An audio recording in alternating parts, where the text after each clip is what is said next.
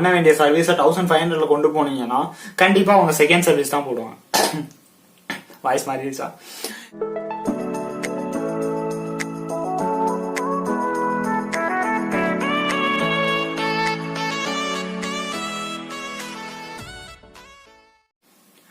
Hi நண்பா, எல்லாரும் எப்படி இருக்கீங்க? எல்லாரும் சேஃபா இருப்பீங்கன்னு நினைக்கிறேன். ஸோ இன்னைக்கு இந்த வீடியோல எதை பத்தி பார்க்க போறோம்னா, ஒரு பைக் சர்வீசிங் டிப்ஸ். ஸோ எப்படி வேணாலும் வச்சுக்கோங்க. சும்மா பைக் சர்வீஸ் பண்றப்போ என்னென்னலாம் பார்க்கணும் அதை பத்தி தான் பேச போறேன். ஸோ என்னடா இதெல்லாம் ஒரு கண்டென்ட்டா? பைக் சர்வீஸ்னா போய் ஷோரூம்ல கொடுத்தா அவங்க பண்ணி கொடுத்துட போறாங்க, இதுல என்ன பெரிய கஷ்டம் இருக்கு? ஸோ இதுல என்ன கண்டென்ட் நீ போறன்ட்டு நிறைய டவுட்ஸ் இருக்கலாம் உங்களுக்கு.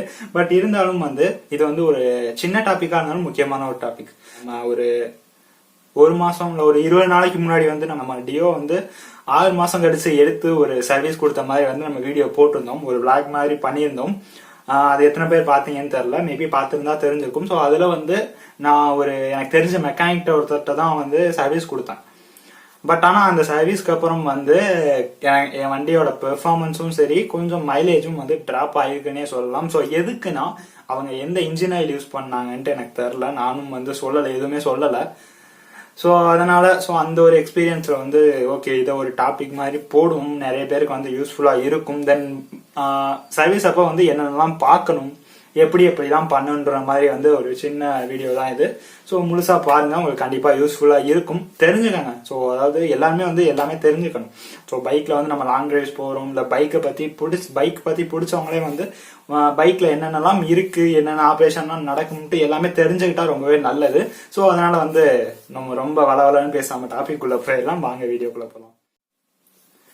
நண்பா, ஃபர்ஸ்ட் ஒரு பைக்குக்கு சர்வீஸ்ன்றது ரொம்ப ரொம்ப ரொம்ப ரொம்ப முக்கியம். நிறைய பேர் இந்த ஃப்ரீ சர்வீஸ் எல்லாம் பண்ணி முடிச்சிட்டோம்னா அதுக்கப்புறம் நிறைய பேர் கண்டினியூஸா சர்வீஸ்ங்கிறது பண்றது கிடையாது. அவங்களுக்கு இருக்கிற ஒர்க் ஆகட்டும், ஸோ எதனாலே ஒரு இதுல நம்ம இந்த பைக் சர்வீஸ் பண்றதை மறந்துடுறோம். ஸோ ஒரு தடவை ஒவ்வொரு பைக்கை பொறுத்து 3000, 5000, 7500 நிறைய இது இருக்கு. உங்க பைக்குக்கு கண்டிப்பா நீங்க ஒரு 150cc 250cc வச்சிருந்தீங்கன்னா, கண்டிப்பா 200cc வச்சிருந்தீங்கன்னா கண்டிப்பா 3000 கிலோமீட்டர்ஸ் கொஞ்சம் சர்வீஸ் பண்ணியே ஆகணும். ஸோ மறக்காம சர்வீஸ் பண்ணுங்க. ஸோ சர்வீஸ் பண்ணாதான் வண்டி எப்பவுமே நல்லா இருக்கும். இன்னும் சில பேருக்கு டவுட்ஸ் இருக்கலாம். பைக் இப்ப வாங்குறப்ப first service 1 month or 1000 kilometres சொல்லுவாங்க. ஸோ அது ஒரு மாசத்துக்குள்ள நீங்க பண்ணிடுவீங்க. பட் அதுக்கப்புறம் ஒன்னு டேட்டுக்குள்ள கிலோமீட்டர் ஓட்டியிருக்க மாட்டோம், இல்ல கிலோமீட்டர் ஓட்டுறப்ப டேட் முன்னாடி வரும். ஸோ இந்த மாதிரி பைக்கை யூஸ் பண்றதை பொறுத்து நிறைய மாறும். நீங்க உங்க ஷோரூம்ல ரொம்ப ஃப்ரெண்ட்லியா ஸ்டார்டிங் வண்டி எடுக்கிறது ரொம்ப ஃப்ரெண்ட்லியா பழகிட்டீங்கன்னா அவங்ககிட்ட கொஞ்சம் பேசி நீங்க இது பண்ணணும். ஸோ ஏன்னா நான் இப்போ மந்த்லி வைஸ் இது பண்றேன். ஏன்னா இப்போ பைக் சில பேர் ஆபீஸ் வெளியூர் போறவங்களா இருக்கலாம், இல்லைன்னா சொந்த ஊர்ல பைக் வச்சுட்டு வெளியூர்ல போய் வேலை பாக்குறவங்க, படிக்கிறவங்க எத்தனையோ பேர் இருக்காங்க. ஸோ நீங்க ஒரு ஃப்ரெண்ட்லியா ஸ்டார்டிங்ல மெயின்டைன் பண்ணீங்கன்னா கண்டிப்பா நீங்க அதுக்கேற்ற மாதிரி சர்வீஸ் பண்ணலாம். சொன்ன வேண்டிய சர்வீஸை 1500 கொண்டு போனீங்கன்னா கண்டிப்பா அவங்க செகண்ட் சர்வீஸ் தான் போடுவாங்க. வாய்ஸ் மாறிடுச்சா? கண்டிப்பா அவங்க செகண்ட் சர்வீஸ் தான் போடுவாங்க. சிரிப்பா வருது. ஸோ கண்டிப்பா அவங்க செகண்ட் சர்வீஸ் தான் போடுவாங்க. ஸோ இந்த மாதிரி பண்றப்ப உங்களுக்கு ஃப்ரீ சர்வீஸும் காலி ஆகிட்டே இருக்கு. ஸோ அதனால ஒரு ஃப்ரெண்ட்லி ரிலேஷன்ஷிப் மெயின்டைன் பண்ணீங்கன்னா ரொம்பவே நல்லது. தென் பைக் சர்வீஸ் பண்றப்போ மோஸ்ட்லி எல்லா ஷோரூம்ஸ்லயும் இன்ஜின் ஆயில் சேஞ்ச் பண்ணிடுவாங்க. இன்ஜின் ஆயில் தான் மெயினா சேஞ்ச் பண்ற இதெல்லாம் இருக்கு. பட் சில ஷோரூம்ஸ்ல என்னென்னன்றது தெரியாதவங்களும் இருக்காங்க. ஸோ நான் யாரையும் தப்பு சொல்லல, எந்த ஷோரூமும் நல்ல ஷோரூம்லாம் இல்லைன்னு சொல்லல. பட் நீங்க உங்க பைக்குக்கு ஏற்ற மாதிரி இதெல்லாம் சேஞ்ச் பண்ணுங்க, இதெல்லாம் சேஞ்ச் பண்ணா கரெக்டா இருக்கும்ட்டு நீங்க முதல்ல தெரிஞ்சுக்கோங்க. ஸோ உங்க பைக்ல கண்டிப்பா இன்ஜின் ஆயில் மாத்திடுவாங்க. Then chain spray, chain lube, so அந்த மாதிரி கண்டிப்பா போட்டுருவாங்க. தென் நிறைய ஷோரூம்ஸ் ஏதாவது டிஸ்கைஸ் சில ஷோரூம்ஸ் செக் பண்றதே கிடையாது. ஸோ உங்க பைக் டிஸ்க் பிரேக் இருந்துச்சுன்னா கண்டிப்பா இப்ப வர்ற எல்லா பைக்லயும் டிஸ்க் பிரேக் எல்லாம் இருக்கு. ஸோ அதனால கண்டிப்பா டிஸ்க் ஆயிலும் சேஞ்ச் பண்ணணும். தென் வண்டியில இருக்க பெர்ஃபார்மன்ஸ் எல்லாம் கரெக்டா இருக்கா? ஸோ இப்ப ஒன்னு ரெண்டு ஷோரூம்ஸ் இந்த பெர்ஃபார்மன்ஸ் இதெல்லாம் செக் பண்ற மாதிரி ஒரு இது இருக்கும். ஸோ அந்த இத எனக்கு பேர் சரியா தெரியல, ஆக்சுவலா மறந்துட்டேன். எனக்கு தெரியும், பட் ஆனா மறந்துட்டேன். ஸோ உன்னை பைக்கோட கனெக்ட் பண்ண உடனே டிஸ்பிளேல வந்து எல்லாமே தெரிஞ்சிடும். இந்த வண்டியோட ஐடியல் ஸ்பீடு என்ன, பெர்ஃபார்மன்ஸ் எப்படி இருக்கு, எவ்வளோ ஓடி இருக்கு, எல்லாமே பைக்கு உள்ளதை வந்து எல்லாமே வந்துடும். ஸோ ஈவன் நான் ஒரு ட்ரைனிங் போனப்போ கூட வந்து காரை வச்சு நாங்கள் பண்ணியிருந்தோம். ஒரு ட்ரைனிங் வந்து என் காலேஜ்ல இருந்து கூட்டிட்டு போயிருந்தாங்க. ஸோ அந்த ட்ரைனிங்ல வந்து ஈவன் ஒரு 15 மீட்டர்ஸ் தள்ளி இந்த காரை வந்து நாங்கள் இங்க இருந்தே வந்து ஆப்ரேட் பண்ற மாதிரி எல்லாம் பண்ணிட்டு இருந்தாங்க. ஸோ அந்த அளவு வந்து டெக்னாலஜி வந்து கூடிருச்சு. ஸோ அந்த மாதிரி வந்து எல்லாமே பாக்குற மாதிரி மிஷின்ஸ்லாம் இருக்கு. ஸோ அந்த மாதிரி கொஞ்சம் நல்ல ஷோரூம்ஸ்லயோ இந்த மாதிரி வந்து கொடுத்தீங்கன்னா உங்க பைக்கை வந்து நல்லா பார்த்து கொடுப்பாங்க. ஸோ உங்களுக்கு பைக்குங்கிறது வந்து மெயின்டெனன்ஸ் ரொம்ப முக்கியம்னால நீங்க கரெக்டா நல்லா பண்ற ஒரு ஷோரூம்ல வந்து கொடுத்து சர்வீஸ் விடுறது வந்து பெஸ்ட்.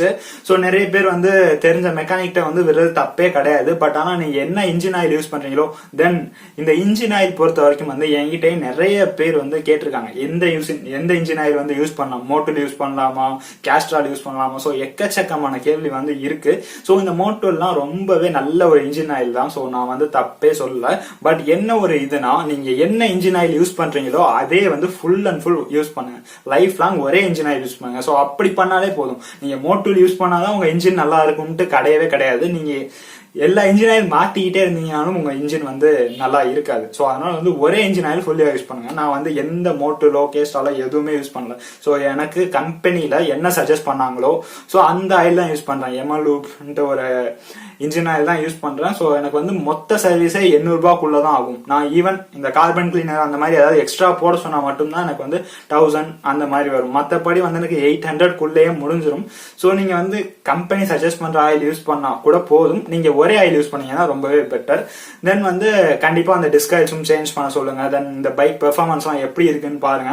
தென் இதெல்லாம் வந்து ஒரு இதுதான் நீங்க ஒரு ஷோரூம்ல விட்டீங்கன்னா ரொம்பவே பெஸ்ட்ன்ட்டு தான் நான் சொல்லுவேன். ஒரே ஷோரூம்ல விட்டீங்கன்னா கண்டிப்பா உங்களுக்கு தெரியும் இந்த பைக்குக்கு இந்த இன்ஜின் ஆயில் தான். ஸோ இல்ல நான் வெளியே விடுறேன்னா உங்க விருப்பம் தான், நான் எதுவுமே தப்பு சொல்லல. பட் என்ன இன்ஜின் ஆயில் யூஸ் பண்ணீங்களோ அந்த இன்ஜின் ஆயில் நீங்களே போய் வாங்கி கொடுத்துறது வந்து பெஸ்ட்.